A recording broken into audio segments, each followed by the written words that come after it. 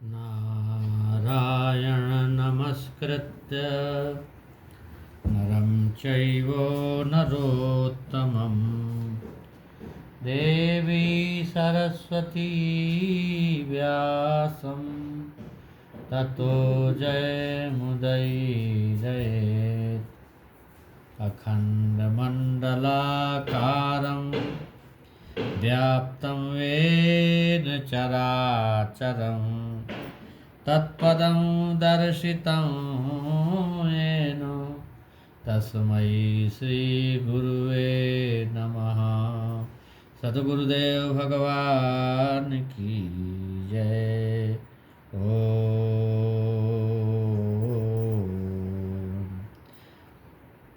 हाँ, आप लोगों को मैं आज षण्मुख जन्म और तारकासुर का वध के तात्विक, इनका क्या तात्विक अर्थ है वो बताएंगे।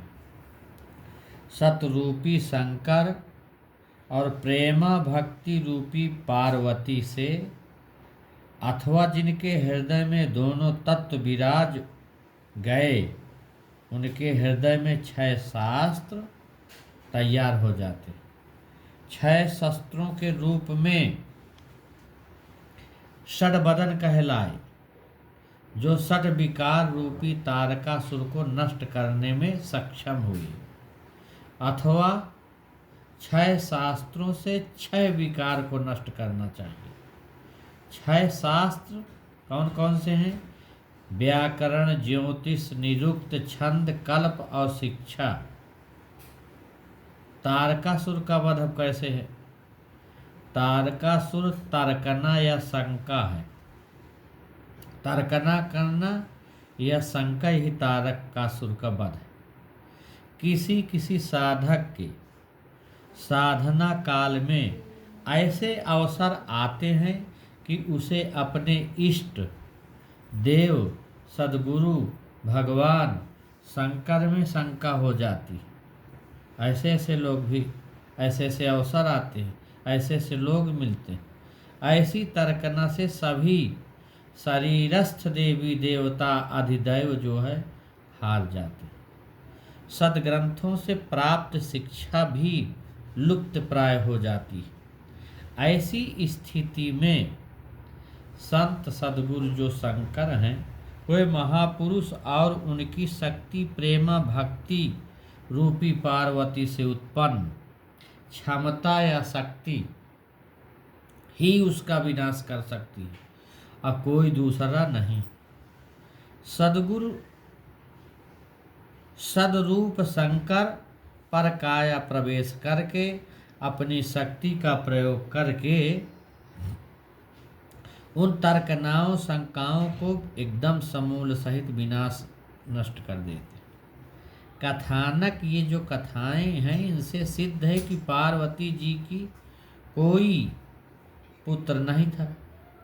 ये कथा है कि पार्वती जी को कोई पुत्र नहीं था। एक बार वो बटन लगाया, उसकी माइल से एक पुतला बनाकर और दरवाजे की सुरक्षा में लगा दिया। यही गणेश जी हुए। षडानन जी सप्तऋषियों की 6 पत्नियों के गर्भ से उत्पन्न हुए, इसी से इनके 6 मुख हुए। शिव और उनकी शक्ति अलग भिन्न नहीं, दोनों एक हैं। और काया साधक का शरीर ही कैलाश है, जिसके सर्वोच्च भाग सिर अर्थात सहस्त्रसार को वट वृक्ष कहते हैं। ऐसे वृक्ष की छाया में आसन लगा करके शंकर जी जो है वो प्रेमा भक्ति, प्रेम लक्षणा भक्ति रूपी पार्वती को अंग प्रत्यंग अथवा तीनों शरीरों को आनंद देने वाली और सबका हित करने वाली मानस कथा, अमर कथा सुनाई। पार्वती जी प्रश्न करती हैं कि जो नृप तनयत ब्रह्म किमि नारी विरह मति भोरी, देख चरित महिमा सुनत भ्रमित बुद्ध अति मोर। पहले शिव जी ने फटकार सुनाई, फिर निर्णय दिया कि वही ब्रह्म जो नृप अर्थात साधक तनय साधक की साधना के द्वारा उसके मन में रघुकुल अर्थात रा और माँ की धारा, जो श्वास प्रश्वास के जप रूपी धारावाही जो क्रिया चल रही है, रामा ऐसा जो पैदा होता है, और योगी लोग जिसमें रमण करते हैं राम में, वही राम मेरे स्वामी हैं और दूसरा नहीं। यही प्रश्न समस्त संसार के लोगों का भी है।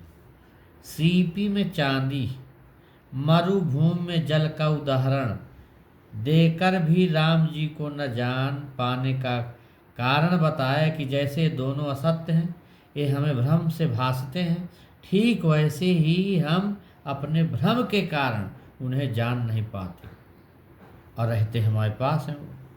तो बिनु पद चले सुनय बिनु काना, कर बिनु करे करे विधि नाना, आनन रहित सकल रस भोगी, बिनु बानी बकता बड़ जोगी, तन बिनु परस नयन बिनु देखा, ग्रह घ्राण बिनु बास अशेषा, असितव भांति अलौकिक करनी, महिमा जा सुजाय नहीं भरनी, अजेहि इमि गावहि वेद बुद्धि, जाहि धरहि मुनि ध्यान, सोई दशरथ सुत भगत हित, कौशलपति भगवान।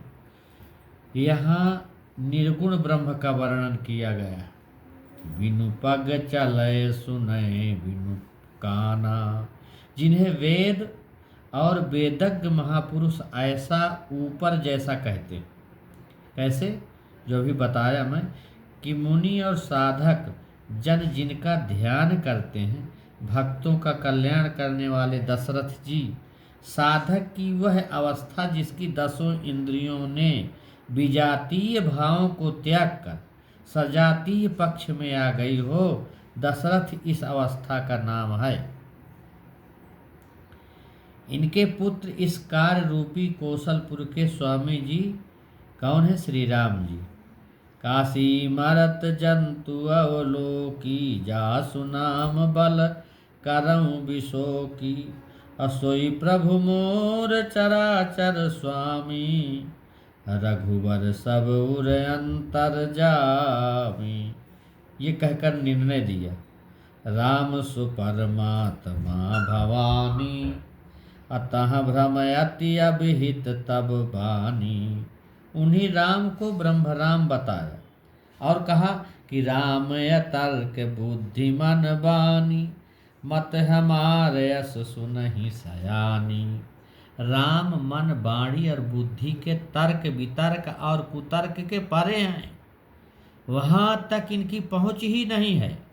जैसे मन वाणी से अगम अगोचर जो ध्यावे सो पावे।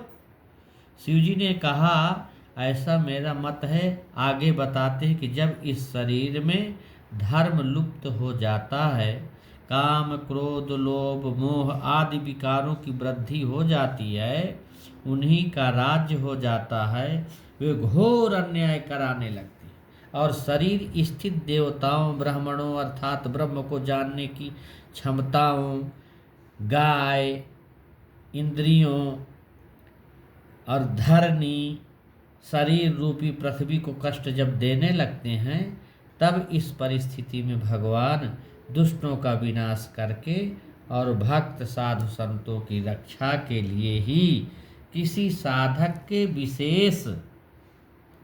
साधक विशेष के हृदय में वो अवतार लेते हैं और बाहर कहीं नहीं। असुर सद्विकार को मारकर देवताओं को इसी शरीर में स्थापित कर देते हैं। अपनी वैदिक मर्यादा की रक्षा करने के लिए ये किसी साधक के अंदर प्रकट कर बुलवाने लगते हैं और बतलाने लगते हैं।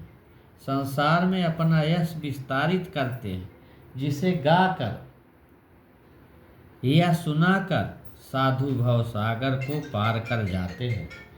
ऐसा शरीर धारण का यह अर्थ नहीं कि भगवान स्वयं रजबीर से किसी के गर्भ से पैदा होते।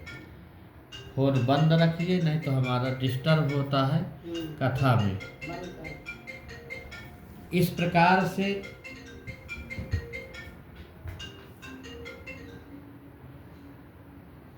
इस स्थिति जीते जी मिलती है, मरने के बाद नहीं। जैसे अवधू जीवत ही कर आशा, मुक्ति गुरु कहे स्वार्थी, झूठा दे विश्वासा।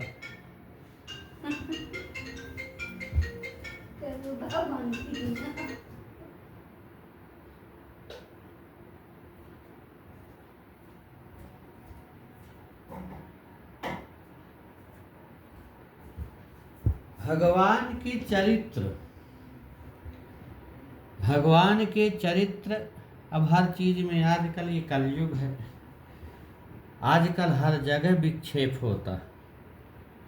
कथा सुनाओ, मोबाइल चलने लगता है, बातचीत करने लगते हैं, निद्रा आने लगती। तो ये जब जन्मों जन्मों का पाप आवरण के रूप में मन पर रहता है, तो भगवान की तरफ वो जाने नहीं देते। जो हमारे अंदर काम क्रोध लोभ रूपी जो शत्रु बैठे हैं, वो भगवान की तरफ जाने ही नहीं देते।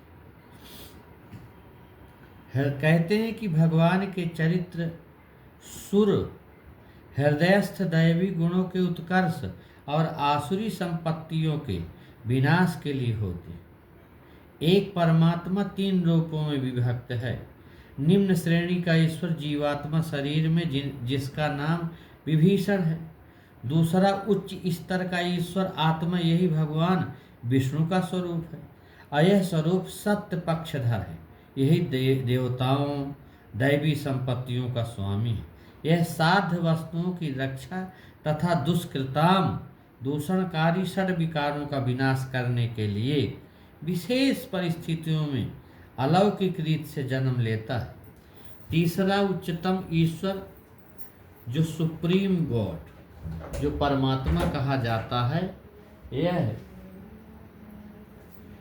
यह इन सबसे निर्लेप निर्विकार अखंड अलख अरूप व्यापक अजन्मा परम सत्य परम चेतन परमानंद स्वरूप संपूर्ण आनंदों की खान है।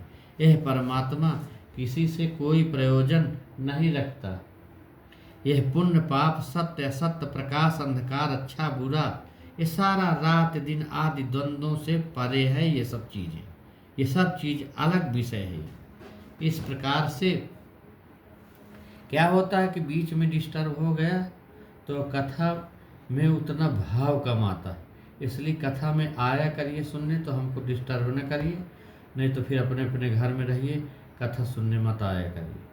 हमारा जो भाव बनता है, जो हमारे शब्दों का संग्रह होता है कि हम कुछ अच्छे से, भगवान जब अंदर से हमारे बोलने लगते हैं, उस समय कथाओं में विक्षेप हो जाता, तो हमारा मन में खिन्नता आ जाती। इसलिए शांति से कथा में बैठा करिए, सुना करिए जो हम बोलते हैं। ओम शांति शांति शांति। कल बताएंगे कि अवतार में क्या होता है, अवतार को कहते क्या हैं, कल की कथा में बताएंगे, कल सुनाएंगे सत्संग। ओम शांति।